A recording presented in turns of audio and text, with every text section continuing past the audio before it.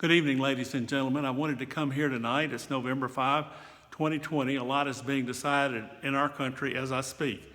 I founded the Citizens Campaign in 2015 when our back was against the wall and it did not look like there was much hope. It was based on we the people.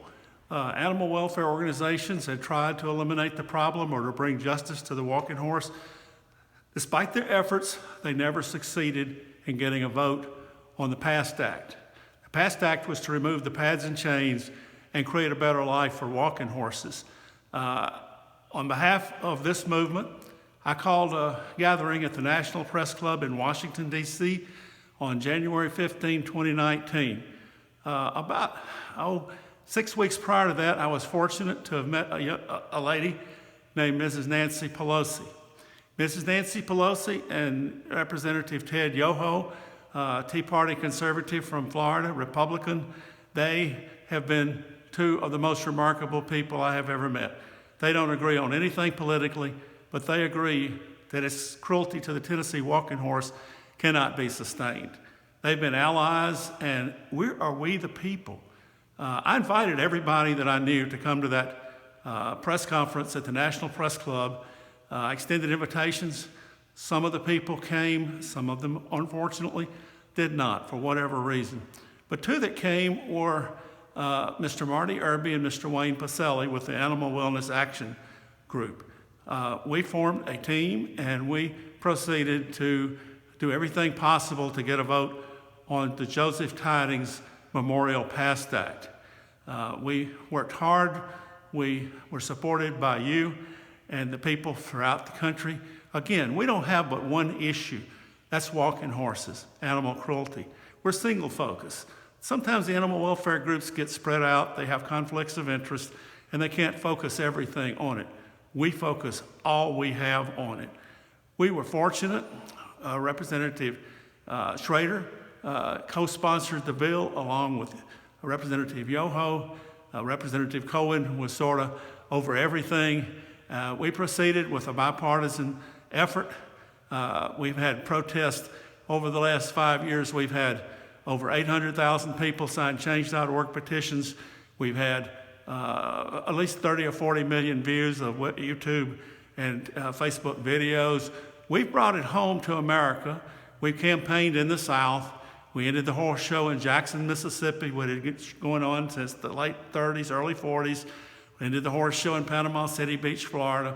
We have ended numerous big league horse shows, and now we're focusing on Shelbyville, where it is only place it really has to go anymore. On October 31, last Saturday, they had a meeting in Shelbyville. There have been discussions, and I have not been part of them, but there have been discussions between people for the horse and the Big Lick group to try to see if there's some compromise that can be reached that would be in the interest of both. Now, Senator Joseph Tydings was my inspiration in this. He was a United States Senator from Maryland. He was the father of the Horse Protection Act. It was passed in 1970. Unfortunately, Senator Tydings said he didn't get a second term to go back and clean up the imperfections. That's what we want to do now. There's one obstacle in the way. United States Senator Mitch McConnell. He's been on the Big League payroll since 1988. He is the United States Senate Majority Leader. He has blocked any legislation from going forward. The Citizens Campaign and others led the effort, and on July 25, 2019, we got a vote in the United States Congress, 333 to 96, Republican and Democrat. I call it America's verdict. That's resonated strongly. Now, shortly before that vote in the middle of June, I went to see my Mississippi senator, my lifelong friend, Senator Roger Wicker. Senator Wicker's a Republican. We've known each other for 50 years. He was kind to give us the time to meet with him. And in the meeting last Saturday on October 31, Mr. Howard, Jeffrey Howard, representing the Big Lick crowd, said he'd met with Senator Wicker, and Senator Wicker told him he knew more about this issue, or rather, Mr. Howard said Senator Wicker knew more about the issue than anyone he'd ever met. And Senator Wicker essentially told Mr. Howard, according to Mr. Howard, that they were going to lose on this. So we've got them at the table.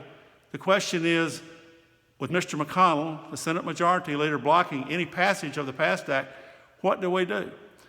It's a compromise being discussed. That's what we're here to discuss. And we're going to discuss it on Sunday in a Zoom call meeting to which you are invited. Everybody needs to have a say. There doesn't need anything to be behind closed doors. There needs to be, it also does not need to be knee-jerk judgments about something that has not been discussed openly. I can tell you this, if Senator Tydings was here, he'd be saying, have the discussion. He's a senator. He got Republicans to compromise. He's a Democrat, by the way. He got Republicans to compromise to get the PAST Act in the first place. There may not be perfect proposition with this proposed law, but we need to talk about it.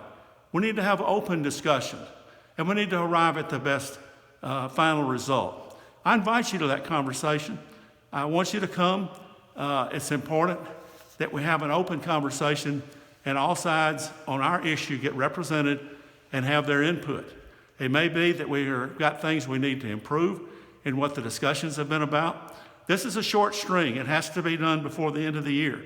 We don't know who the president's going to be yet, but they've come to the table because of the protests, because of the social media, and everything we've done to bring this to an end.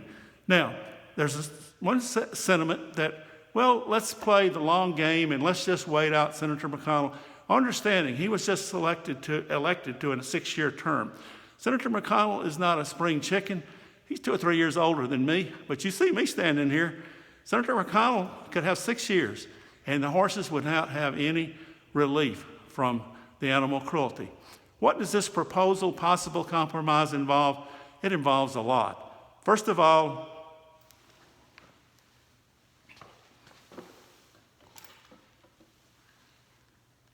these god-awful stacks and chains are going to go. They will be removed. They will no longer be part of the Big Lick animal cruelty racket. They want to come up with a package about half that size. That's about what American saddlebreds have now. Part of the key to this whole thing is getting to the bottom of the horse's hoof, the sole of the hoof, to be able to inspect it. There's a lot of keys to it. One is to have felony penalties, which you don't have now, where if somebody brings a sore horse up and they're inspected and they are found to be sore, that they can go to jail and have a felony record. That doesn't exist right now. There's a lot of things that don't exist. There's a lot of things that need to be discussed between removing the pads and chains. First of all, there's a steel band here. You see that band? That band right there, that holds this contraption on the hoof. That's got to go. If this goes, it can't be heavy like this. It can be about half this size, about like the American saddlebred. I'm not telling you what to do. I'm inviting you to a conversation. We need to have that conversation. It needs to be a full and complete discussion. We've got them to the table. They've got a trump card, no pun intended, with Senator McConnell. He's been reelected. If the Republicans control the Senate, the PAST Act is not going anywhere. Now, some of these big organizations, they'll keep fundraising and they'll keep getting money and they'll keep doing stuff. But folks, I represent the people. That's all I represent. I don't represent animal welfare organizations. I represent we, the people, Citizens Campaign Against Big Lick Animal Cruelty, and I represent a horse named Jen's Ice Glimmer. These shoes came off of Glimmer. Glimmer wants some relief for these horses. Glimmer, smart horse, he's smarter than I am, and we're going to work for Glimmer. We're going to take this and have that discussion, and then we're going to figure out the best thing to do. Now, let me say one other thing. There is absolutely nothing, assuming a compromise is arrived at, and Senator Tydings, he got the PAST Act with the compromise, and most legislation is passed with compromise in the Senate. I like my senator, Senator Wicker. I think he's delivered the message. There has to be resolution on this. Let's have a discussion about the resolution. Let's see what's possible. Now, if there is a compromise and it does become approved, then in a year's time, the Big Lick animal cruelty is no longer going to be able to practice in the present form, hopefully in no form. That's the whole purpose of doing it. But it does not prevent any group that wants to continue with reintroducing the PAST Act to get them down to a keg shoe and a hoof. But folks, it could go on 6 years, 8 years. It could go on forever, not having any relief. If Senator Tydings was here today, I don't know what he'd say, but I think he'd say this: Clint, you do your very best. You have that conversation, and you see where it goes. That's what we're asking you to do. So I'm going to write an article about what's possible, the different aspects, and everybody. I talked to a representative this evening with the Humane Society of the United States. He's been invited to participate. I invite everybody to participate.